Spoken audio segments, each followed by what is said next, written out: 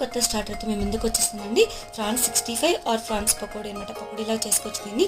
France తీసుకొని కాస్త salt వేసుకొని, పసుపు వేసుకొని, అల్లం వెల్లుల్లి పేస్ట్ వేసుకొని, గరం మసాలా కాస్తంత, ధనియాల పౌడర్, కార్న్ ఫ్లోర్ కొంచెం, మైదా పిండి కాస్తంత, అట్లనే కాస్తంత ఆయిల్, కాస్తంత కారం వేసుకొని జస్ట్ మనం ఒక హాఫ్ లెమన్ స్క్వీజ్ చేసుకొని మిక్స్ చేసుకోవాలి. అలాగే బ్లాక్ పెప్పర్ కాస్తంత, ఫుడ్ కలర్ వేసుకోవచ్చు, మన ఇష్టమైతే, లేకుంటే లేదండి. ఇలా ప్రక్కన పెట్టుకుని హాఫ్ అన్ అవర్ కాస్తంత ప్రక్కన పెట్టేసుకున్న దానిలో మనం జస్ట్ ఏం చేయాలంటే ఆయిల్ వేడైన తర్వాత ఒక్కొక్కటిగా మంచిగా వేసుకోవాలి. ఇట్లా మనం గరిటె పెట్టకుండా మెల్లగా తిప్పుకుంటూ ఉండాలి. ఇలా తిప్పుకున్న దాన్ని మనం తీసుకొని మనం ఈవినింగ్ స్నాక్గా తీసుకోవచ్చండి. చిన్నపిల్లలు చాలా ఇష్టంగా తినేస్తారు.